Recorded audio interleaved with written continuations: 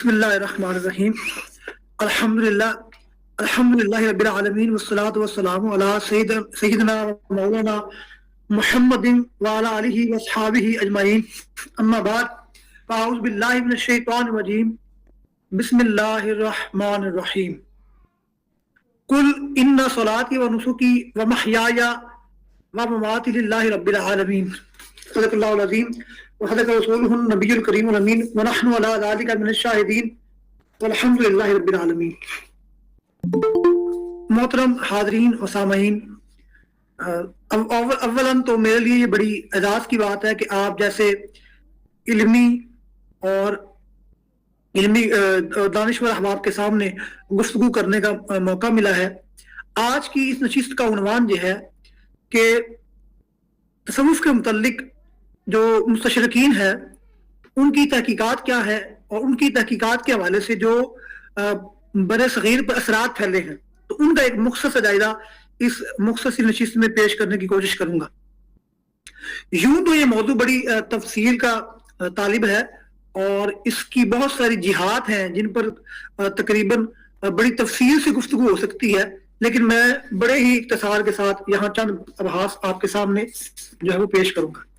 اولاً تو تصوف ہے کیا، اس پر بھی بات کرنے کی تھوڑی سی ضرورت ہے۔ اور اس تصوف کے حوالے سے یوں تو بہت کچھ لکھا گیا ہے اور بہت سے حضرات نے اس بات کی وضاحت کی ہے کہ تصوف کیا ہے۔ خاص طور پر حضرت داتا گنج بخش رحمۃ اللہ علیہ نے اپنی کتاب کشف المحجوب میں اور دیگر صوفیاء نے اپنی کتب کے اندر اس بات کی بڑی تفصیلاً جو ہے وہ وضاحت و صراحت کی ہے۔ تو حضرت داتا گنج بخش رحمۃ اللہ علیہ نے اپنی کتاب کشف المحجوب میں تصوف کے زیر عنوان ایک مکمل باب باندھا ہے۔ آپ نے اس باب میں کلمہ تصوف کی مختلف تعبیروں کے ساتھ اس کے مفاہیم و مدارج پر بھی بحث کی ہے، مگر جس مرکزی نقطہ کو پوری قوت سے واضح کیا ہے وہ یہ ہے کہ یہ سب شفائے قلب کے لیے تقدو ہے۔ دل کو غیر سے خالی رکھنا، مکر و فریب سے بھرپور دنیا سے دل کو خالی رکھنا، یہ تصوف کا حاصل ہے۔ یعنی تزکیہ نفس بنیادی طور پر تصوف کا جو ہے وہ مرکزی نقطہ ہے۔ اس حوالے سے حضرت جنید بغدادی علیہ الرحمہ نے اپنی کتاب، حضرت جنید بغدادی کا جو قول ملتا ہے، آپ فرماتے ہیں ہمارے طریقے کی بنیاد کتاب و سنت ہے۔ اسی طریقے سے شیخ عبد الوہاب الشیرانی فرماتے ہیں تصوف کیا ہے؟ بس احکام شریعت پر بندے کے عمل کا خلاصہ ہے۔ علم تصوف چشمہ شریعت سے نکلی ہوئی نہر ہے۔ شیخ درانی علیہ الرحمہ فرماتے ہیں جو شخص نبی کریم کی پیروی نہیں کرتا، ایک ہاتھ میں شریعت اور دوسرے ہاتھ میں قرآن نہیں تھامتا، اس کی رسائی اللہ کی بارگاہ تک نہیں ہو سکتی۔ اسی طریقے سے تصوف کے حوالے سے حضرت شیخ درانی اپنی دوسری کتاب میں فرماتے ہیں کہ فعل المؤمن اتباع سنہ و جماع، کہ مومن پر لازم ہے کہ وہ سنت اور جماعت کی اتباع کرے۔ اسی طریقے سے حضرت سخی سلطان باہو فرماتے ہیں آج مذہب رفاظ واز ملت خوارج بیدارم، من کے سنی دوست دار چار یارم۔ اور نیز فرماتے ہیں کہ جاننا چاہیے کہ عالم، فاضل، شیخ المشائخ، غوث، کتب اور فقیر درویش کہلانا آسان ہے، لیکن حقیقی مومن مسلمان بننا نہایت مشکل اور دشوار ہے۔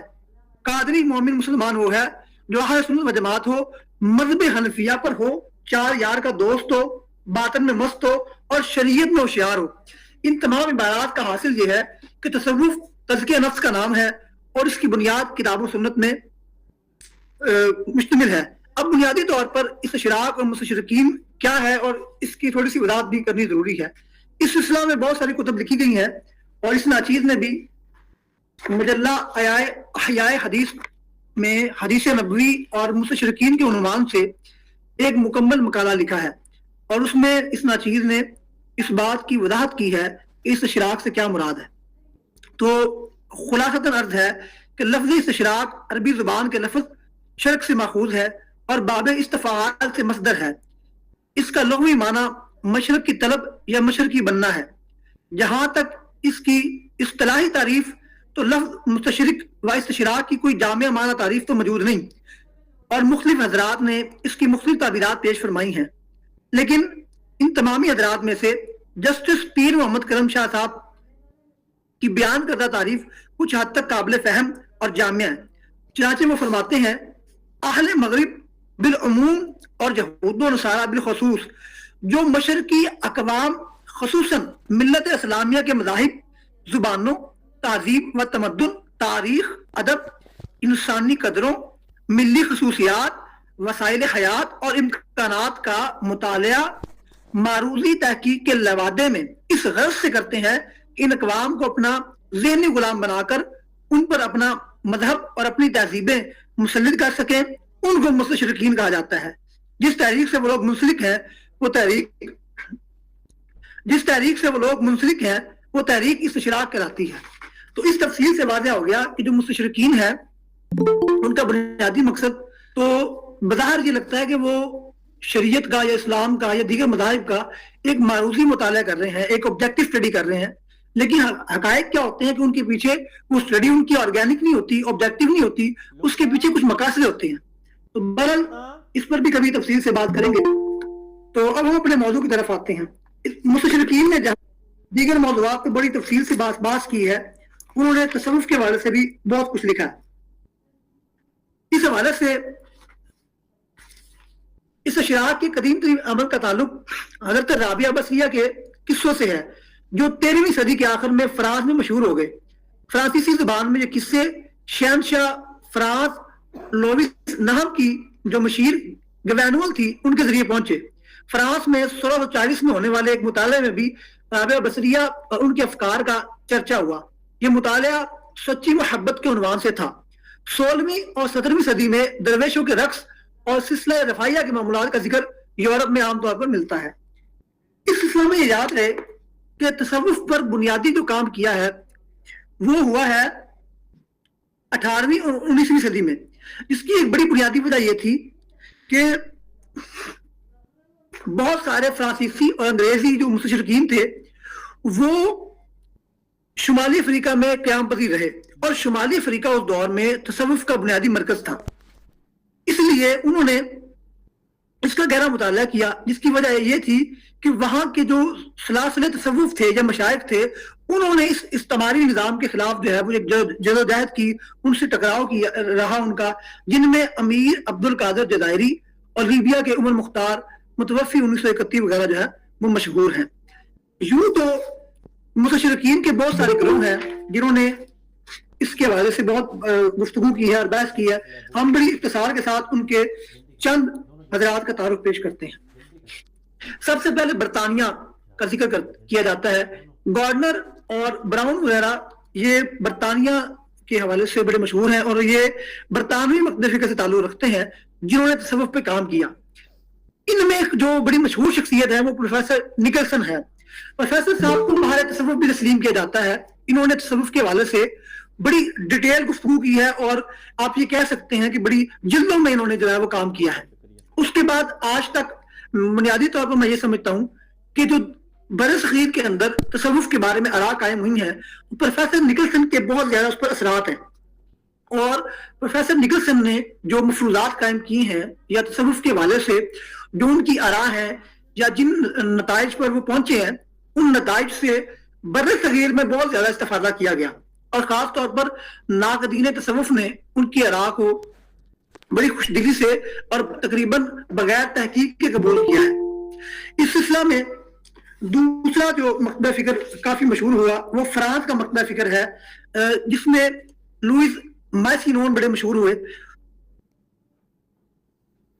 नाम है नजीब हकीकी के मुताबिक मैसिनोन ने तकरीबन 650 किताबें तहरीर की। तसव्वुफ और उसकी तारीख से मुतालिक उनके कई मखतूतात शाया हुए, जिनमें दीवान हल्लाज और हल्लाज की तरफ जो मंसूब किताब तवासीन भी है, जिसे पेरिस से 1913 में शाया किया गया। इसके अलावा और बहुत से हज़रात हैं जिन्होंने तसव्वुफ पे काम किया और बड़ा इसके मुख्तलिफ किताबों के तराजुम लिखे और मुख्तलिफ चीजें पेश की। अब तसव्वुफ के आगाज और तस्मिया को लेकर जो है मुस्तशरिकीन में मुख्तलिफ नजरियात हैं, नजरियाती तनू है। बाद हज़रात इनमें से ये समझते हैं कि तसव्वुफ जो है वो ईसाईयत से माखूज है और कुछ हज़रात ये समझते हैं कि तसव्वुफ जो है वो हिंदू वेदों से लिया गया है اور کچھ احباب کا یہ نظریہ ہے کہ تصوف عیسائی رہبانیت سے نکلا ہے.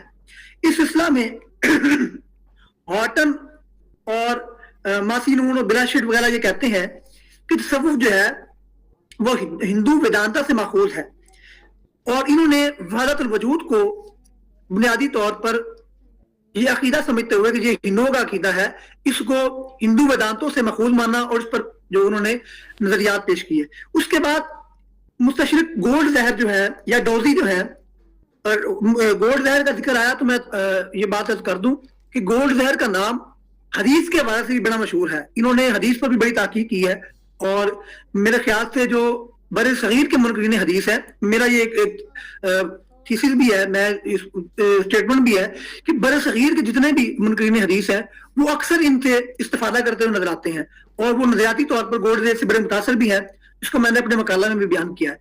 تو اسی طریقے سے جو نظریہ گولڈ زہر کا حدیث کے بارے میں ہے کہ یہ بنو امیہ کے دور میں پیدا ہوئی اور یہ اس کا اسلام کے ساتھ کوئی تعلق نہیں اور اس کو وقتی ضرورت کے تحت پیدا کیا گیا، تو تصوف کے بارے میں ان کا یہی نظریہ ہے. لیکن انہوں نے ایک بات یہ کی کہ تصوف جو ہے وہ بدھ ازم کے اثرات سے پیدا ہوا، یعنی بدھ ازم نے بنیادی طور پر تصوف کو پروڈیوس کیا. اچھا، کچھ لوگ جن میں پروفیسر نکلسن ہے وہ یہ کہتے ہیں کہ تصوف جو ہے وہ عیسائی رہبانی سے نکلا ہے. اس سلسلے میں ان کی کتاب اس نچیز کے سامنے اس وقت موجود ہے. کتاب کا نام ہے دا مسٹکس آف اسلام. اس کتاب میں انہوں نے بڑی تفصیل کے ساتھ اپنے نظریات کا اظہار بھی کیا ہے، اور اس کے ساتھ ساتھ انہوں نے یہ بھی ماننا ہے کہ جو دیگر سورسز ہیں جیسے کہ بدھزم ہے اور اس کے علاوہ کرسچینٹی ہے اور نیو پیگنزم ہے اور افلاطونیت ہے اور نو افلاطونیت ہے، یہ ساری چیزیں جو ہے یہ تصوف پر اثر انداز ہوئی اور تصوف کے نظریات ان سے ماخوذ ہیں. اب میرے خیال سے اس حوالے سے یہ تعارف کافی ہے اور وقت بھی کافی ہو گیا، تو اب ہم دوسرے حصے کی طرف چلتے ہیں کہ اس کا بر صغیر میں کیا اثر نظر آیا اور بر صغیر میں اس کے کیا اثرات ہوئے. تو جن جماعتوں نے یا جن حضرات نے پروفیسر نکلسن کے نظریات کو قبول کیا ہے ان میں ہمارے جو معاصر اہل حدیث طبقہ ہے وہ خاص طور پر قابل ذکر ہے. اس ناچیز نے اس رائے کا اظہار اس سے پہلے بھی کیا، تو کچھ لوگوں نے یہ اعتراض کیا کہ دیکھیں جو معاصر اہل حدیث ہیں ان کے بارے میں یہ کہنا کہ وہ اس اشراق سے متاثر ہیں، یہ غلط فہمی ہے. وہ اس لیے غلط فہمی ہے کہ تصوف کا رد تو ابن تیمیہ نے بھی، علامہ ابن تیمیہ نے بھی کیا ہے، تو پھر کیا آپ ان کے بارے میں بھی یہ رائے قائم کرتے ہیں کہ وہ جو ہے وہ اس اشراق سے متاثر تھے؟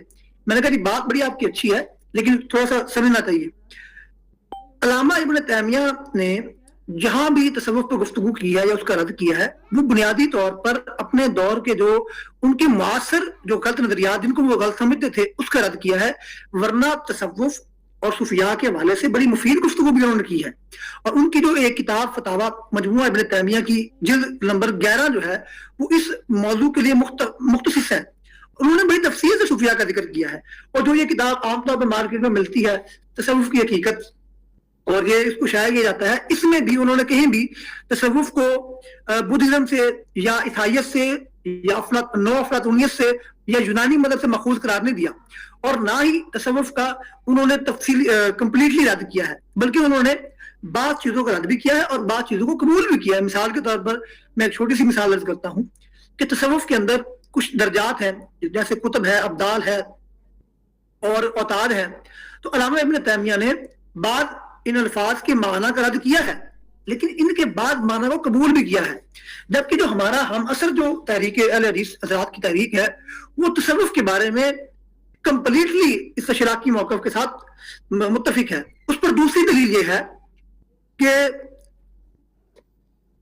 آپ جو ان کے اکابرین ہیں، مثال کے طور پر ثناء اللہ مسری ہیں یا ندیم حسین دہلوی صاحب ہیں، ان کا مطالعہ کریں، یا نواب صدیق حسن بھوپالی ہیں، تو یہ حضرات صوفیاء کا دفاع بھی کرتے ہیں اور یہاں تک کہ نظریہ وحدت الوجود کی صحیح تشریح بھی پیش کرتے ہیں، اور صوفیاء پر جو ہے وہ شرک کے فتوے لگانے سے یا کفر کے فتویٰ لگانے سے پرہیز بھی کرتے ہیں، بلکہ واضح کرتے ہیں کہ یہ لوگ اللہ کے ولی تھے، انہوں نے جو ہے وہ اسلام کی صحیح تعبیر کی ہے اور تصوف کا سنت ہے، نہ کہ کوئی یہودیت یا عیسائیت یا بدھزم. لیکن جو موجودہ یا ہم اثر تحریک ہے وہ اس اشراق سے متاثر ہوئی ہے. اس پر اب آئیے، میرے سامنے یہ کتاب ہے پروفیسر نکلسن کی، تو وہ انہوں نے، میں پہلے عرض کر چکا کہ انہوں نے کہا ہے کہ عیسائیت اور ان چیزوں کے اثرات ہیں، تو وہ اپنی اس کتاب کے सफा नंबर 16 पे लिखते हैं, professor गोल्डजेर has called attention to the significant circumstance that the Sufi ascetic Ibrahim bin Adham appears in Muslim legend as a prince of Balkh who abandoned his throne and became a wandering dervish. The story of Buddha over again. इसका खुलासा ये है कि professor Nicholson professor गोल्डजेर के हवाले से लिखते हैं कि इब्राहिम बिन अदम के बारे में मुसलमानों में ये मशहूर है कि वो एक बल्ख के बादशाह थे, उन्होंने बादशाह को तर्क कर दिया और बादशाह को तर्क करने के बाद वो एक दरवेश बन गए। तो अब वो कहते हैं कि देखिए भाई ये कहानी तो बुद्धा की भी है, तो इससे ये पता चलता है कि बुद्धिज्म से तसव्वुफ मुतासर है। अच्छा, यही बात तकरीबन मिलते जुलते अल्फाज थे और मेरे ख्याल से जो तसव्वुफ पर आले हदीस तबका की तरफ से सबसे मजबूत काम या पहला वो काम जो तफसीली काम हुआ है वो एहसान इलाही ज़हीर साहब की किताब तसव्वुफ तारीख व हकाइक है। तो उस किताब के सफा नंबर 76 पर वो क्या कहते हैं, मैं आपके सामने ये पैराग्राफ पढ़ता हूं और आप जो प्रोफेसर निकलसन के अल्फाज हैं उनको जरा ध्यान में रखिएगा। तो वो कहते हैं कि जब हम सूफियों की तालीमात पर गहराई से नजर डालते हैं, उनके अकवाल को परखते हैं, तो हमारे सामने ये बात खुल के आती है कि उनकी तालीमात कुरान और सुन्नत की तालीमात में बौद्ध मुशरिकीन है। और आगे वो कहते हैं कि तसव्वुफ के जो सारे ख्यालात हैं ये ईसाई रहबों से अखज़ किए गए हैं। यही बात प्रोफेसर निकलसन ने भी की है। और अगली बात कहते हैं कि इब्राहिम बिन अदम जो है उनके बारे में कहते हैं कि ये उनके मुकाम को बुलंद करने के लिए जो है मुख्तलिफ बातें की गई हैं और इब्राहिम बिन अदम की कहानी गौतम बुद्ध से बहुत ज्यादा मिलती जुलती है। अब जो बात प्रोफेसर निकलसन ने की है वही बात अल्लामा एहसान ज़हीर साहब भी लिख रहे हैं। तो ये हमारी एक बहुत बड़ी दलील है कि जो मुआसिर अहले हदीस की तारीख है वो इस इशराक से मुतासर हुई है। अब दूसरा इस सिलसिला में जो शख्सियत है वो अल्लामा इकबाल की है। तो इकबाल के हवाले से भी बहुत कुछ लिखा गया है, तरफैन की अरा है। बहुत सारे हज़रात ये कहते हैं कि इकबाल ने तसव्वुफ को तस्लीम भी किया है और अमली तसव्वुफ के वो खिलाफ नहीं थे। इसका इम्कान भी है, मैं इस इम्कान को रद्द भी नहीं करता, लेकिन मैं ये समझता हूँ कि इकबाल ने कहीं ना कहीं तसव्वुफ पर कुछ ऐसी तनकीदात की है कि जो इस बात का इजहार करती हैं कि उन्होंने कहीं ना कहीं इस इशराकी तहकीकात को कबूल किया है, क्योंकि प्रोफेसर निकलसन के साथ उनके ताल्लुकात भी थे। तो उनकी किताब का हवाला मैं देता हूँ, ये मकातीब इकबाल है जो उन्होंने खान नियाजुद्दीन खान के नाम लिखे हैं। उसका सफा नंबर 2 है, उसमें ये लाइन लिखी है कि तसव्वुफ की बुनियाद चूंकि नौ अफलातुनियत पर है जो यूनानियत की बिगड़ी हुई शक्ल है, इसलिए ये कतई गैर इस्लामी है।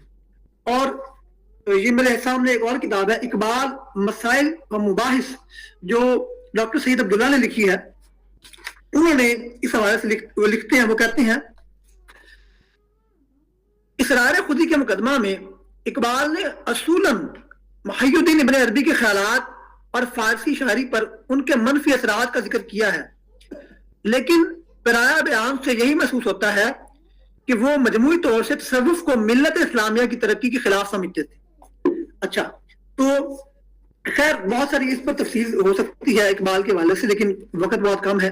तीसरी जो ग्रोह या तबका जो इस इशराक की तारीख से मुतासर हुआ है वो बुनियादी तौर पर वो तबका है जो दीन से वैसी बेदार है और या अक़लियत को या रैशनलिज्म को या तजर्बियत को जो है वो इल्म की बुनियाद मानता है। तो ये हज़रात भी ये समझते हैं कि तसव्वुफ का जो माखज़ है वो मदद नहीं है बल्कि मदद से हटकर है। इस सिलसिले में बहुत सारे हवालाजात और पेश किए जा सकते हैं, मैं सिर्फ एक पेश करता हूँ। अली अब्बास जलालपुरी साहब की किताब है आम फिक्री मुगालते। अली अब्बास जलालपुरी साहब के बारे में जैसा कि अब आप जानते हैं कि उनका ताल्लुक जो है वो लिबरल तबके के साथ है और वो रैशनलिज्म या रैशनलिस्ट माने जाते हैं। तो उन्होंने एक पूरा चैप्टर कायम किया है कि ये एक फिक्री मुगालता है कि तसव्वुफ मजहब का जुज़ है। और आगे चल के लिखते हैं कि इनके तारीखी जायजे से तसव्वुफ के वो खदोखाल वाज़ेह हो जाते हैं जो शुरू से ही उसे रवाजी मजहब से मुमताज करते हैं, जिनसे इतना ना करने के बायस ये गलतफहमी आम हो गई कि तसव्वुफ मजहब का जुज़ है। यानी अली अब्बास साहब के नजदीक तसव्वुफ मजहब का जुज़ है, ये एक गलतफहमी है اور یہ فہم کی غلطی ہے، اس کا حقیقت کے ساتھ تعلق نہیں، جبکہ ایسی کوئی بات نہیں ہے۔ خیر، اب اگلا طبقہ جس نے تصوف پہ اعتراضات کیے اور تصوف کے خلاف ہوا وہ منکرین حدیث کا ہے، جس میں خاص طور پر پرویز قابل ذکر ہے، اور اس کے ساتھ ساتھ ہمارے جو اس وقت حیات بھی ہیں جوید احمد غامدی صاحب، وہ بھی قابل ذکر ہیں، وہ بھی تصوف کو کے خلاف بھی ہیں۔ انہوں نے اپنی کتاب برہان میں یہاں تک لکھ دیا کہ تصوف ایک متوازی دین ہے۔ اگر آپ ان حضرات کے نظریات کا تقابلی مطالعہ کریں تو آپ اس نتیجے میں پہنچیں گے کہ یہ نظریات اس اشراقی فکر سے مستعار لیے گئے ہیں، اور بہت سارے ایسے مقامات پر انسان یہ حیران ہو جاتا ہے کہ ان لوگوں نے اس اشراقی تحقیقات کو اپنی کتابوں کے اندر سمو لیا ہے اور ان کی نظریات سے مکمل طور پر متاثر ہوئے ہیں۔ تو خیر، یہاں جو مجھے آخری بات کرنی ہے کہ کچھ حضرات نے تنقید تو کی ہے نظریات کے معاملے میں، اور کچھ حضرات کا یہ بنیادی طور پر پرویز ہو یا اقبال ہو، وہ یہ سمجھتے ہیں کہ تصوف جو ہے وہ جس طرح مولانا مودودی بھی ہے، خیر وقت تو بہت کم رہ گیا تو مجھے 6 منٹ میں اس کو ختم بھی کرنا ہے، تو مولانا مودودی نے بھی تصوف پہ تنقید کی ہے۔ یہ سب لوگ یہ سمجھتے ہیں کہ تصوف ایک افین ہے۔ معذرت چاہتا ہوں 6 منٹ نہیں، آپ 40 منٹ تک 9:40 تک جا سکتے ہیں جی، آپ کے پاس 15 منٹ ابھی ہے۔ اچھا، جزاک اللہ۔ تو میں ٹھیک ہے، پھر میں تھوڑی سی تفصیل عرض کرتا ہوں کہ اب اقبال ہوں یا پھر پرویز ہوں یا دیگر لوگ ہوں، ان کا پہلا اعتراض جو بنیادی اعتراض یہ ہے، یہ لوگ یہ سمجھتے ہیں کہ تصوف نے عملی طور پر کچھ نہیں کیا، اور عملی طور پر جو ہے وہ سلاطین کو سپورٹ کیا ہے اور بغاوت کے خلاف جو ہے وہ لوگوں کو جانے سے روکا ہے۔ حالانکہ ایسی کوئی بات نہیں، اس میں کوئی شک نہیں کہ صوفیہ حضرات نے اسلام کی سلطنت کی ترویج میں بہت کام کیا، اور میں اس پر اسی محفل میں بھی ایک مقالہ پیش کر چکا ہوں آج سے کافی عرصہ قبل کہ شیخ جیلانی اور امام غزالی نے کس طریقے سے اپنے دور میں دین کی جو احیاء کی تحریک میں کام کیا، اور خاص طور پر شیخ جیلانی کے جو شاگرد تھے یا آپ کے جو مریدین تھے، ان کی اکثریت صلاح الدین ایوبی کے لشکر میں گئی، اور آپ نے جو مدرسہ نظامیہ کی جو ایک بہت بڑی تحریک اور ایک بڑی جو چین آپ نے قائم کی، اور اس چین کے نتیجے میں ایک انقلاب، علمی انقلاب برپا ہوا اور لوگ تیار ہوئے۔ تو اس طرح یہ کہنا کہ تصوف جو ہے وہ انقلاب کی طرف لے کے نہیں جاتا، یا یہ کہنا کہ نکل کر خانقاہوں سے ادا کر رسم شبیری، یعنی خان کا جو ہے وہ رسم شبیری نہیں سکھاتی، تو ایسی کوئی بات نہیں۔ تاریخ اسلام کا آپ بڑی تفصیل سے مطالعہ کریں کہ جہاں صوفیاء نے خان علمی طور پر بہت سے حضرات کی تربیت کی ہے، وہاں پر جو ہے وہ صوفیاء نے انقلاب بھی لے کر آئے ہیں۔ آپ دیگر دور نہ جائیں، برصغیر کی تاریخ دیکھیں اور شیخ مجدد کو دیکھ لیں، جہاں انہوں نے تصوف پر نظری ابحاث کی ہیں، علمی ابحاث کی ہیں، انہوں نے وہاں پر کلمہ حق بلند کیا ہے۔ اور میں دور کیوں جاؤں، خود اقبال جو ہے، جو انہوں نے حضرت اقبال نے مجدد پاک کو اتنا بڑا خراج تحسین پیش کیا کہ حاضر ہوا میں شیخ مجدد کی لاحت پر، وہ خاک کہ ہے زیر فلک مطلع انوار، اس خاک کے ذروں سے شرمندہ ستارے، اس خاک میں پوشیدہ ہے وہ صاحب اسرار۔ اور آگے فرماتے ہیں کہ گردن نہ جھکی جس کی جہانگیر کے آگے، جس کے نفس گرم سے ہے گرمی حرار، وہ ہند میں سرمایہ ملت کا نگہباں، اللہ نے بر وقت کیا جس کو خبردار۔ اب اعتراض وہ یہ کرتے ہیں کہ جی آج کل جو ہے وہ باقی کلا فقر سے تھا ولولہ حق، تو انہوں نے چڑھایا نشہ خدمت سرکار۔ کہ موجودہ جو جانشین ہو گئے ہیں یہ حضرات جو ہیں وہ برطانیہ کے حق میں ہیں۔ ایسے ظفر علی خان نے بھی یہ اعتراض کیا کہ جو پیر مشائخ ہیں، یہ جو صوفیاء ہیں، یہ برطانیہ کے حق میں ہے، یہ بغاوت کے خلاف نہیں ہے۔ اس پر عرض یہ ہے کہ دیکھیں تصوف یا کوئی بھی فکر جو ہوتی ہے اس میں جو بحث کا جو کرکس ہوتا ہے وہ ہوتا ہے اس کا نظریہ، نہ کہ اس نظریہ پر کاربند لوگوں کا عمل۔ دیکھیں مسلمان بہت سارے لوگ ہیں، لیکن اگر کوئی مسلمان جرم کرتا ہے یا غلط بات کرتا ہے تو اس کا جرم کرنا ایک الگ چیز ہے، لیکن اس کا نظریہ ایک الگ چیز ہے۔ آپ مسلمانوں پر جس طرح آج ویسٹ جو ہے وہ مسلمانوں پر دہشت گردی کی تہمت لگاتا ہے، اور وہ جس طرح ایلان مسک، آپ دیکھ لیں ایلان مسک جو تحریک ٹرمپ پر حملے کے بعد جو کچھ کر رہا ہے تو آپ سب کے سامنے واضح ہے، لیکن یہ بات ہی غلط ہے۔ اگر کسی پیر نے اپنے دور میں انگریزوں کی موافقت کی ہو یا کچھ کیا ہو تو وہ الگ بات ہے، ورنہ بہت سارے پیران نظام ایسے بھی تھے جنہوں نے نہ صرف انگریز کے خلاف بھی گئے، تحریک پاکستان میں بڑھ چڑھ کے حصہ لیا، جس میں اس دور میں آپ دیکھیں تو پیر جماعت علی شاہ صاحب ہیں، پیر مانکی شریف ہیں، اگر آپ دیوبندی تاریخ کو دیکھیں تو ان کے بڑے بڑے حضرات ہیں جنہوں نے نہ صرف مخالفت کی ہے، جو تصوف سے وابستہ بھی تھے، اور انہوں نے انگریز کی مخالفت کی، اس کے ساتھ ساتھ پاکستان کے لیے بھی بہت سارے لوگوں نے جو ہے وہ ساتھ دیا. تو المقصد میرے کہنے کا مقصد یہ ہے کہ چند لوگوں کے عمل کو آپ ان سے یہ نتیجہ اخذ کر لیں کہ تصوف نے جو ہے وہ بغاوت سے روک دیا ہے، یا وہ غیر ملکی قوم سے آزادی کا خواہاں نہیں ہے، ایسا نظریہ اخذ کرنا یہ درست نہیں ہے.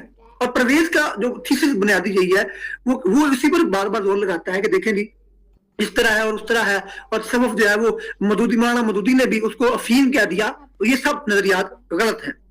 اچھا، اگلی چیز اس سلسلے میں یہ ہے کہ ایک اور چیز جو غلط فہمی کو میں نے دور کرنا ہے، جو 10 منٹ ہے میرے پاس، وہ علامہ ابن تیمیہ نے اور اس کے علاوہ معاصر جو علماء ہیں، جن میں میں کل دیکھ رہا تھا کہ ایک کامل مصطفیٰ الشابی ہیں، انہوں نے ایک کتاب لکھی.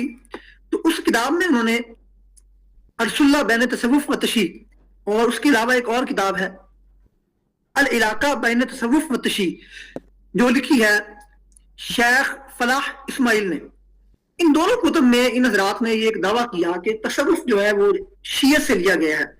علامہ ابن تیمیہ نے بھی ایک مقام پہ تصوف کے ایک خاص نظریے کا رد کرتے ہوئے یہ لکھا کہ یہ شیعت سے مستعار ہے. اس طرح موجودہ دور میں تو بالکل یہ بات باور کرائی جاتی ہے کہ تصوف جو ہے وہ شیعت سے ادھار لیا گیا ہے، یا یہ شیعت کی ایک بگڑی ہوئی شکل ہے. تو اس سلسلہ میں تفصیل میں جائے بغیر مختصر عرض ہے کہ اہل تشیع حضرات کی جو مین سٹریم ان کا جو گروپ ہے وہ تصوف کے خلاف ہے. آپ ملا باقر مجلسی جو ہے ان کا مطالعہ کریں اور عقیدہ عصمت کے حوالے سے ان کو پڑھیں، یا علامہ حلی ہیں، یا غر عاملی ہیں، شیخ توسی ہیں. یہ سارے حضرات یہ سمجھتے ہیں کہ تصوف کی بنیاد جو ہے وہ ان کی جو عقیدہ عصمت ہے اس کے خلاف ہے. یعنی جو عقیدہ معصومیت ہے کہ جس میں وہ سمجھتے ہیں کہ امام معصوم ہوتا ہے، اس کو وہ منصوص من اللہ ہوتا ہے، اور وہ جس چیز کو چاہے حلال کے اور حرام کے اس کی پیروی کرنا لازم ہے. تو وہ یہ سمجھتے ہیں کہ اس چیز کو توڑنے کے لیے یا اس کے توڑ کے طور پر تصوف جو ہے وہ ایجاد ہوا. تو میرا اس پر کہنے کا مقصد یہ ہے کہ یہ کہنا کہ تصوف جو ہے وہ تشیع سے نکلا ہے یا تشیع سے آیا ہے، یہ بات غلط ہے. اب ہم تھوڑی سی بات جو ہے کچھ اور بھی اعتراض کا بھی جواب دے دیتے ہیں کیونکہ ٹائم ہے. اچھا، میں نے یہ عرض کیا کہ پروفیسر نکلسن نے یہ کہا کہ اسلام جو ہے وہ جو تصوف جو ہے اسلامی تصوف وہ بدھزم سے نکلا ہے. اچھا، اب اس کی دلیل انہوں نے دی ہے پروفیسر حضرت ابراہیم بن ادم کے حوالے سے. اب یہاں تھوڑا سا ہم غور و فکر کرتے ہیں.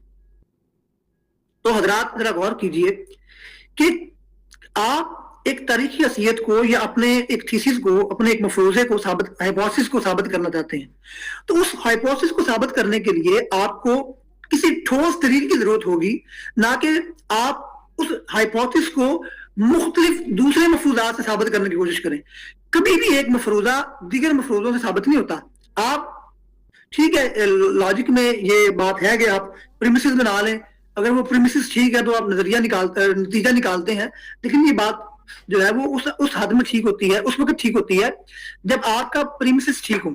جب آپ یہ جو ہے وہ کلیہ بنا رہے ہیں، قاعدہ بنا رہے ہیں، جملہ بنا رہے ہیں کہ جناب والا اسلامی تصوف کا ماخذ جو ہے وہ غیر اسلامی ہے، تو یہ بات سیاسی غلط ہے. کیونکہ جو میں نے شروع میں بہت ساری باتیں پڑھ دی کہ جو حضرات تصوف کے مشائخ ہیں یا شیوخ ہیں وہ اس بات کی وضاحت کرتے ہیں کہ تصوف کا ماخذ قرآن و سنت ہے. اب اس سلسلہ میں جو ابراہیم بن ادم والی بات ہے تو وہ ٹوٹلی جو ہے وہ آپ اس کو کہہ سکتے ہیں کہ وہ ہائپوتھیٹیکل جو ہے وہ ہائپوتھیٹیکل ہے، مفروضہ ہے، قیاسات میں مبنی ہے.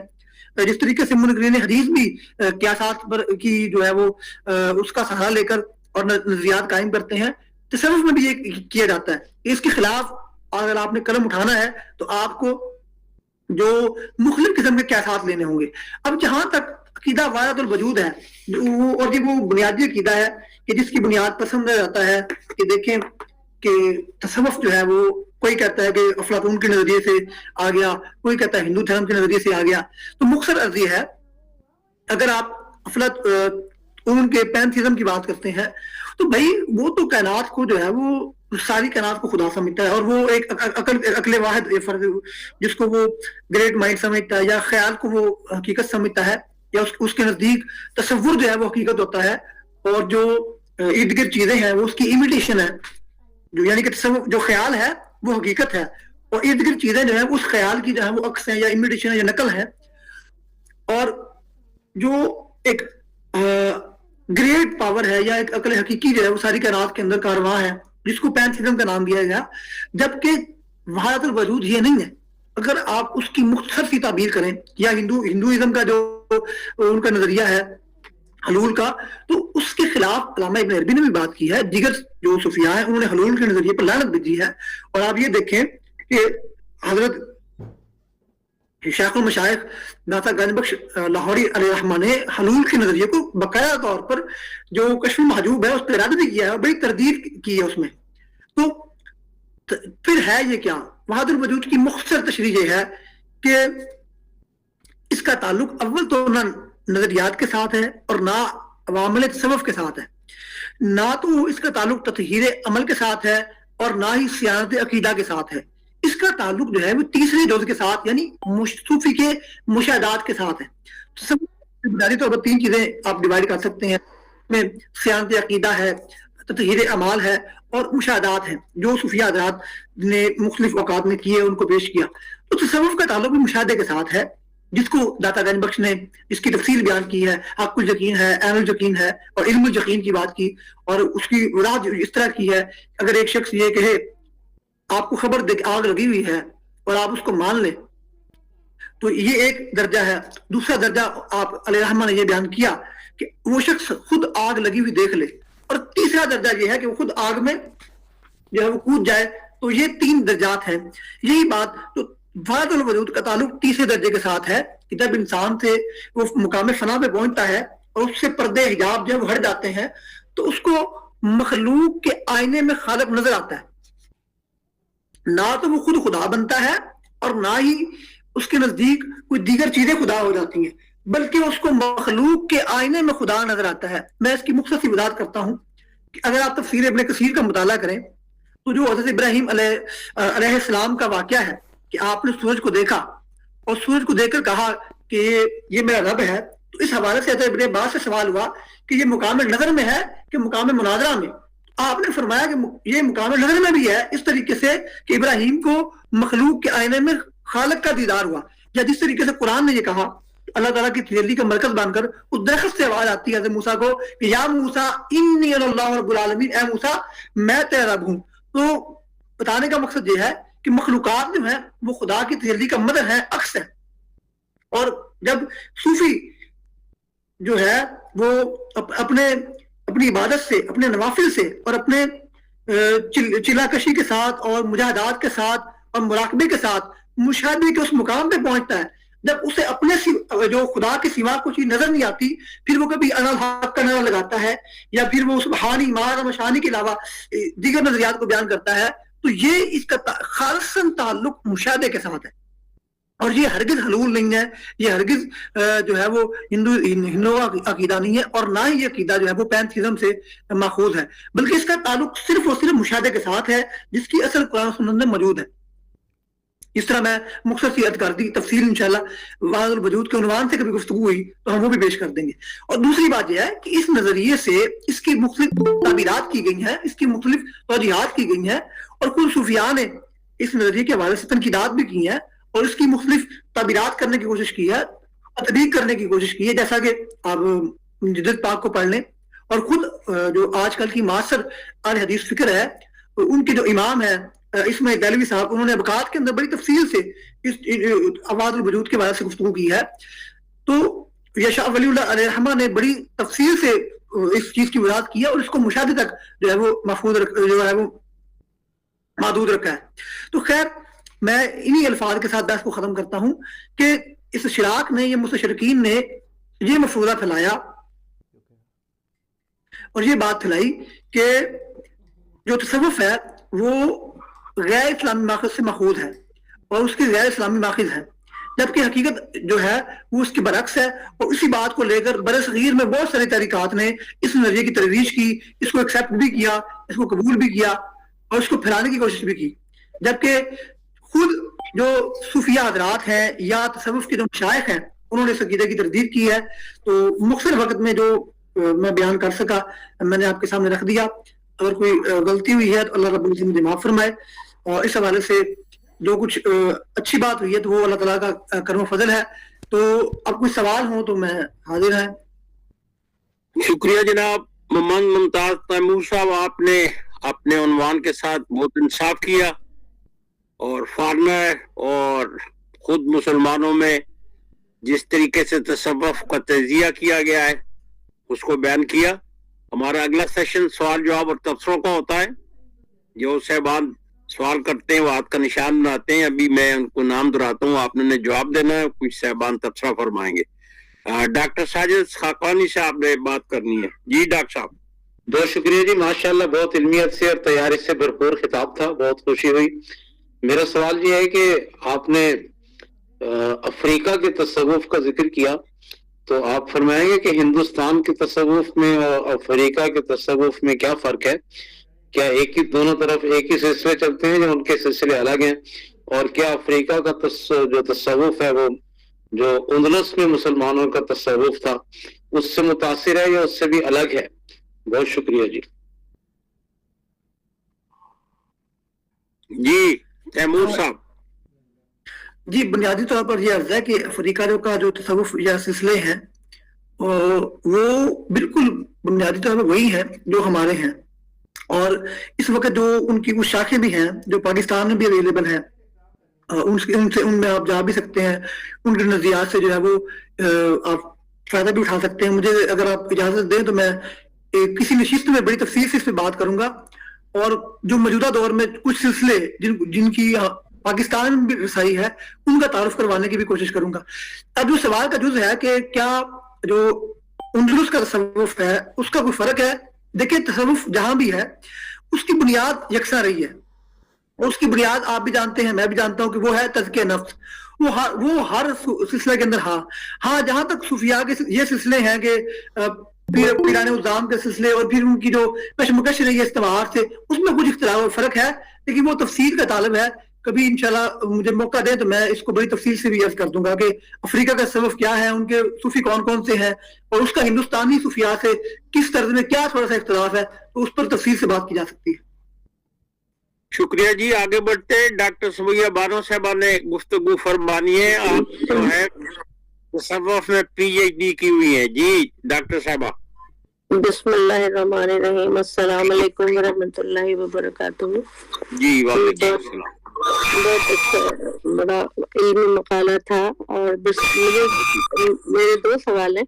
ایک تو یہ ہے کہ جو علامہ اقبال کے حوالے سے آپ نے کہا کہ انہوں نے تصوف کے خلاف, وہ اکثر یہی تاثر لیا جاتا ہے کہ علامہ اقبال تصوف کے خلاف تھے, جبکہ علامہ اقبال کے اپنے کلام میں تصوف کی بہت جھلکیاں ہمیں نظر آتی ہیں.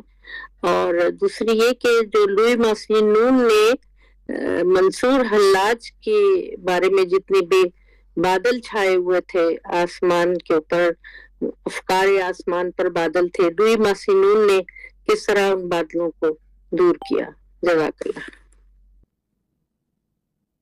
جی تیمور صاحب. میں دوسرا سوال نہیں سمجھ سکا, ذرا اس کو الیبوریٹ کیجیے گا. آپ نے کس کی وجہ سے بات کی؟ آواز نہیں آئی مجھے. لوئی ماسی نون نے جو حلاج کے اوپر کام کیا, ان کا کام بہت قابل قدر ہے. اور حلاج کے بارے میں ان کے کلام کے اور ان کے جو کچھ ان کے ساتھ کیا گیا جو ہوا, تو بڑی غلط فہمیاں لوگوں میں تھیں اور کفر کے فتوے بھی ان پر لگائے گئے تھے. تو لوئی ماسی نون نے منصور حلاج کے بارے میں جو کام کیا ہے اس سے جو حلاج کی کیفیت واضح ہوئی ہے, بس اس کے بارے میں ذرا بتا دیں.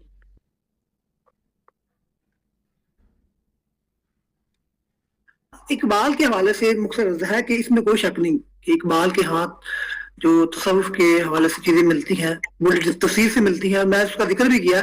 لیکن اقبال بنیادی طور پر یہ سمجھتے تھے کہ تصوف نے بتدریج جو آگے آ کر جو ہے وہ ایک افہیم کا کام کیا ہے.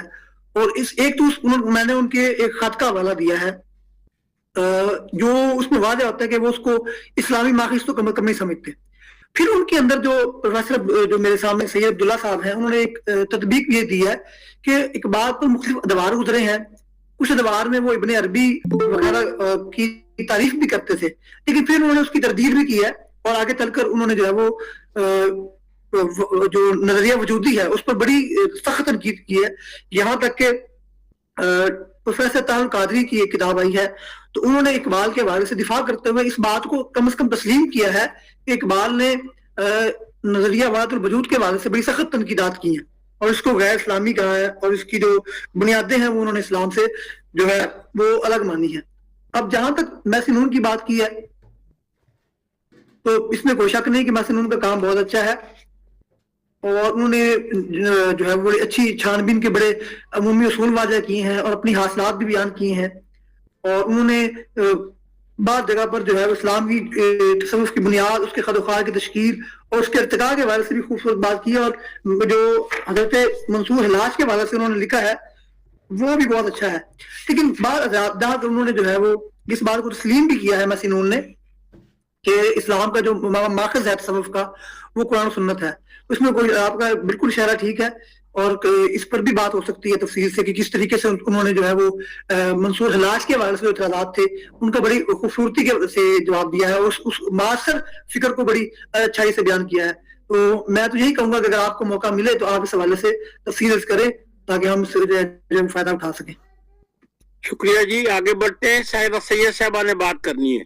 جی سارہ سید صاحبہ. جی السلام علیکم ورحمۃ اللہ وبرکاتہ.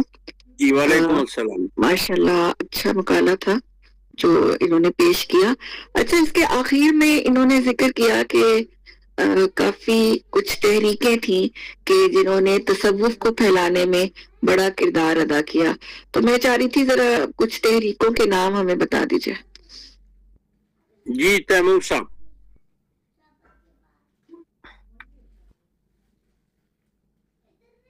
تصوف کے حوالے سے تحریکیں مثال کے طور پر میرے کہنے کا مقصد یہ تھا کہ تصوف جو ہے وہ پھیلانے میں صوفیاء کا کردار ہے, باقاعدہ تحریکات کی صورت میں نہیں پھیلا. ہاں میں نے یہ کہہ رہا تھا کہ تصوف نے اسلامی جو نظریات ہیں ان کے حوالے سے بڑی کوشش کی ہے. اب تحریک کا جو لفظ بولا ہے میں لیتا ہوں کہ شیخ جیلانی علیہ الرحمہ نے جب بغداد میں آپ نے قیام فرمایا تو آپ نے مدرسہ نظامیہ کے عنوان سے جو ہے وہ پوری ایک چین ڈیولپ کی, پوری یعنی کہ آپ ایک تعلیمی چین ڈیولپ کی. اس چین میں آپ نے مخصوص تعلیمی نصاب پڑھایا اور اس کے حوالے سے لوگوں کی تصحیح کی, کیونکہ اس دور کے اندر باطنیہ کے ہیں یا دیگر حضرات کے نظریات تھے ان کا رد کیا گیا. پھر تصوف کے حوالے سے طریقات کا اگر آپ نے ذکر پڑھنا ہے تو پھر وہ افریقہ کی کچھ طریقے ہیں, کچھ بر صغیر میں صوفیاء کی طریقے ہیں, جس میں خاص طور پر آپ دیکھ سکتے ہیں کہ حضرت گنج بخش رحمہ کی تحریک ہے. تحریک تو نہیں کہہ سکتے, انفرادی کام ہے, لیکن اس انفرادی کام میں انہوں نے آپ اگر غور کریں تو اس دور کی جو ملامتیہ یا باطنیہ یا جو حلولی نظریات کے لوگ تھے ان کا رد بھی کیا ہے اور تصوف کو پھیلایا بھی ہے. تو بر صغیر میں جو تحریک ہے اس کا تعلق انفرادیت کے ساتھ ہے, لیکن ہاں جو افریقہ میں ہے وہاں طریقیں استعمال ہوئی ہیں تو ان کا ذکر بھی کیا جا سکتا ہے.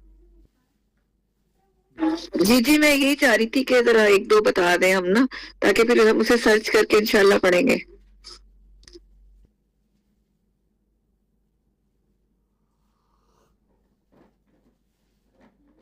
سارہ سید صاحبہ ان کے نام معلوم کرنا چاہتی ہے تیمور صاحب.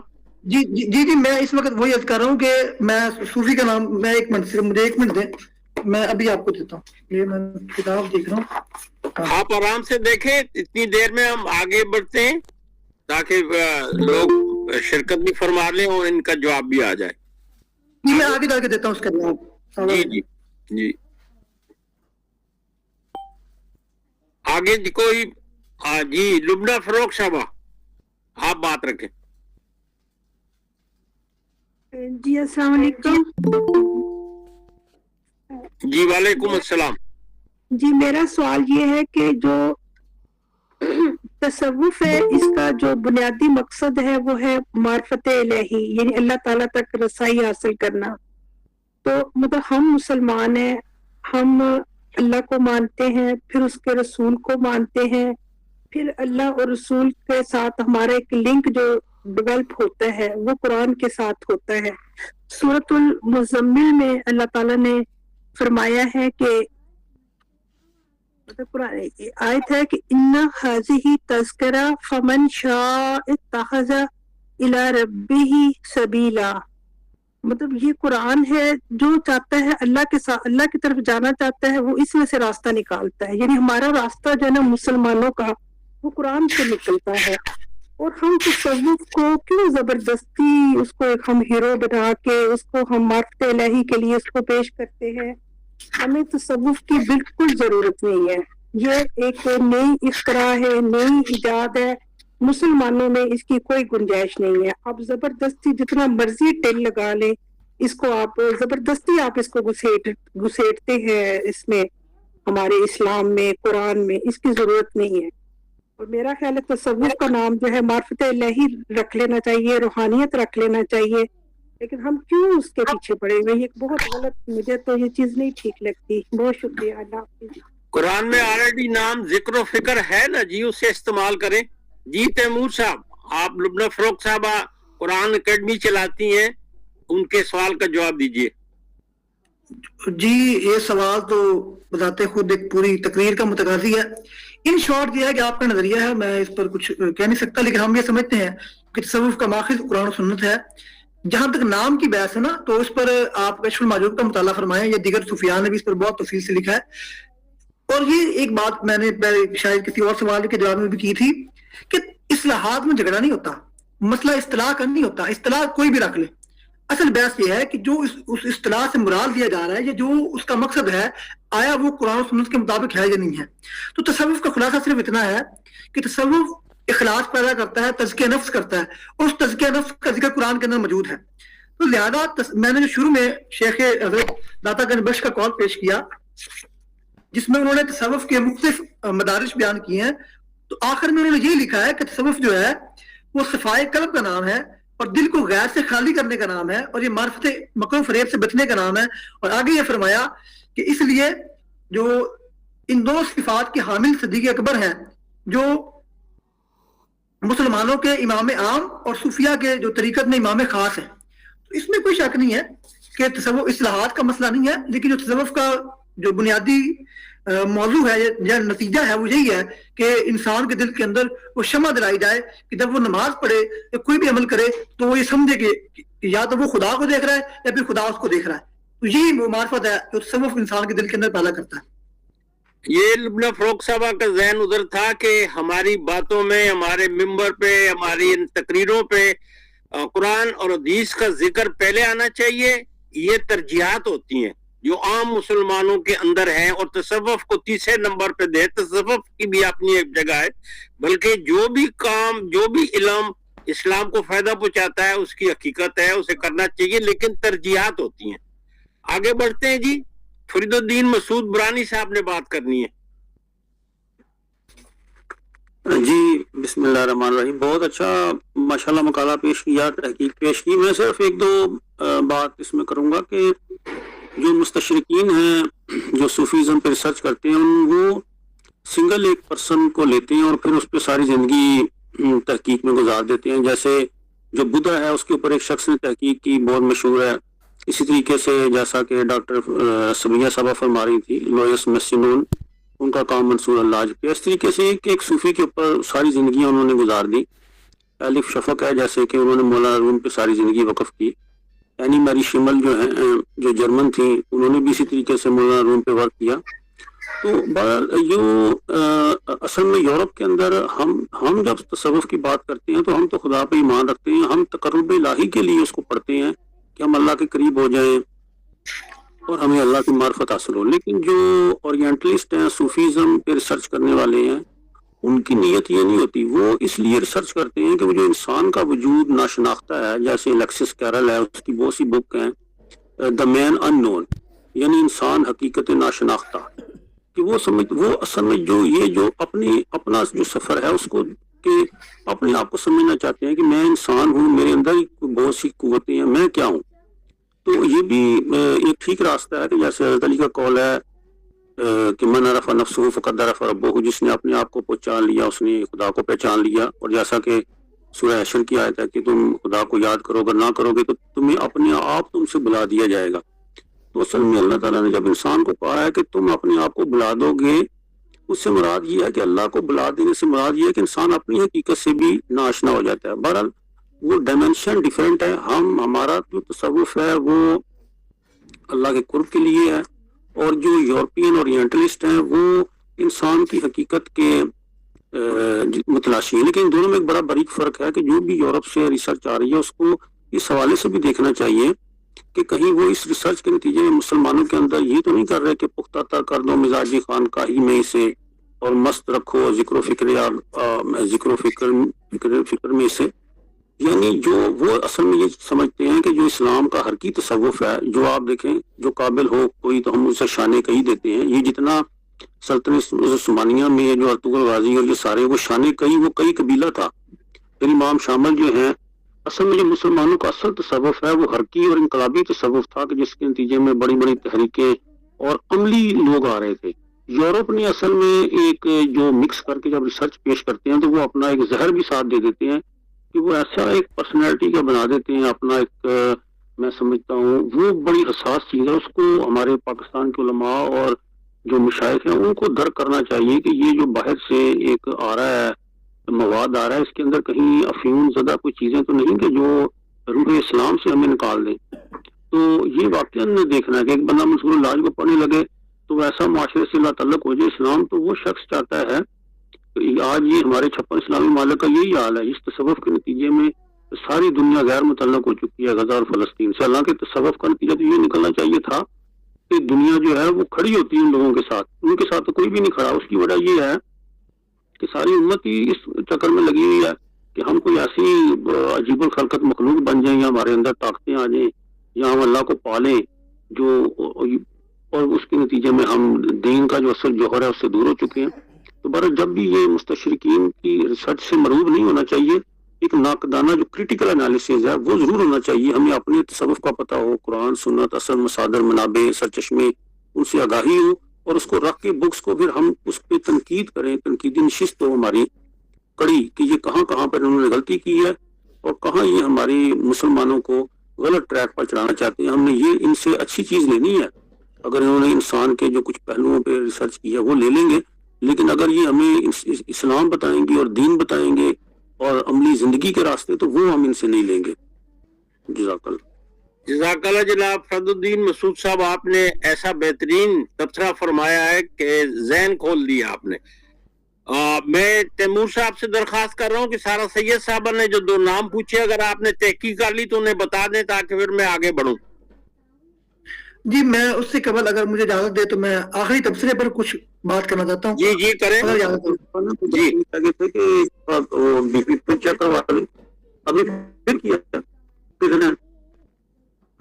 جی آپ بات کریں تیمور صاحب.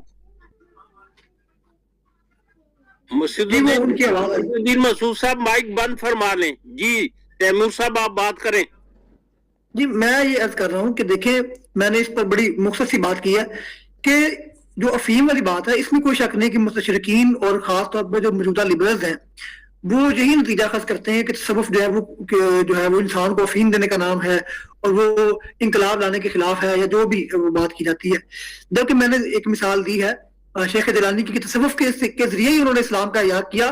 اور اگر آپ مطالعہ فرمائیں تو جو صلاح الدین ایوبی ہے اس کے لشکر کے اندر اکثریت جو ہے وہ موجود ہے حضرت کے شاگردوں کی. اب فلسطین کے حوالے سے جو ہمارا کنسپٹ ہے وہ ہم طاقت کے تصور کو سمجھنے سے قاصر ہیں اور ہم سارا کچھ تصوف پہ ڈال دیتے ہیں.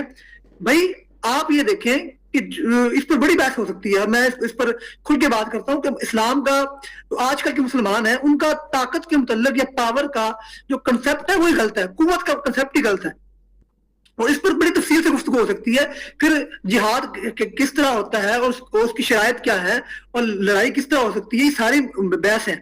میں اشارہ کرتا ہوں کہ مجھے یاد آ رہا ہے اس حوالے سے اگر غالباً طبیان الفرقان میں غلام مسعود سعیدی صاحب نے بڑی تفصیلی بحث کی ہے. اور جہاں تک کنسپٹ آف پاور ہے اس کو سمجھے بغیر آپ فلسطین والی بات نہیں کر سکتے کہ اٹھے اور یہ کر دیں.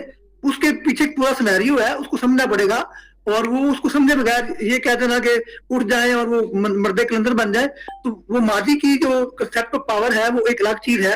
اس کے پیچھے جو کشمکش ٹکراؤ ہے وہ الگ ہے اور موجودہ دور میں الگ ہے. अच्छा, इस हवाले से मैं सिर्फ इतना अर्ज कर सकता हूँ, जो मैडम का जो है उस हवाले से ये है कि हजरत, मैंने नाम भी दिया है, अमीर अब्दुल कादर जज़ायरी, उनके हवाले से तफसीर है, और लीबिया के उमर मुख्तार है। ये दो बंदे हैं जिनके मतलब ये जो तफसीर मिलती है कि उन्होंने तसव्वुफ के जरिए जो है वो इस्तेमाल से जो है वो टकराए हैं। तो ये दो नाम है जो मैं अर्ज कर दिए, ये माजी करीब के हैं, इसलिए इनके मतलब पढ़े। और ये भी देखें कि ये तसव्वुफ के लोग थे जिन्होंने टकराव किया था उस दौर के इस्तेमाल से। तो और मैंने पीर जमात अली शाह साहब की मिसाल भी थी कि अंग्रेजी दौर में उन्होंने जो है वो उनसे आज़ादी लेने के लिए भी सूफिया ने कोशिश की है। लिहाजा सिर्फ ये कह देना यदि सूफिया ने ये कर दिया या वो कुछ नहीं करते, तो मेरे ख्याल से ये एक तरफा मौक़िफ़ है, इससे इसको जरा दूसरी तरह से भी देखना चाहिए। आगे बढ़ते हैं जी। अब थोड़ा वक्त रह गया मेरे पास, मुख्तसर सवाल और मुख्तसर जवाब दीजिएगा। ये अब्दुल रहीम सत्ती साहब ने बात करनी है जी। अस्सलाम वालेकुम नाज़रीन, मैं मोहतरम लुबना साहिबा ने जो बात की है उस सिलसिले में थोड़ा सा अर्ज करना चाह रहा हूँ। तसव्वुफ बेसिकली हज़रत जुनैदी बगदादी का कौल है, यहाँ मैं अर्ज कर दूँ। तो तसव्वुफ ये चीज़ है कि अल्लाह के साथ इंसान का ऐसा ताल्लुक होना कि उसे किसी और चीज़ की ताल्लुक की जरूरत ना रहे। और तसव्वुफ जो है ये इंसान को अल्लाह तक पहुँचाने का एक रास्ता है। तो मेरे ख्याल से मोहतरमा ने बहुत जो डिस्कशन हुई है यहाँ पे उसको तो टोटली निगलेक्ट कर दिया कि तसव्वुफ के कंसेप्ट को उन्होंने मतलब जो है ना किसी खातर में नहीं लाया। तो इस बारे में आप भी रहनुमाई कर दें। मैं तो इस कौल के तनाजुर में यही कहूँगा कि तसव्वुफ जो है फिल जुमला जो है वो अल्लाह तक पहुँचने का एक रास्ता है जी। आगे नाम आ रहा है डॉक्टर मोहम्मद अमानुल्लाह खान साहब का जी। वक्त कम है जी, फिर प्रोग्राम मेरा जस्ट छोटा सा सवाल है जस्ट मेरा, कि आज इस दौर में जहाँ जिससे चीज से हम गुजर रहे हैं, हमारा आज का सूफी किस मकाम पे खड़ा है कि वो हमें किस तरह एक जो वो लीड कर सकता है?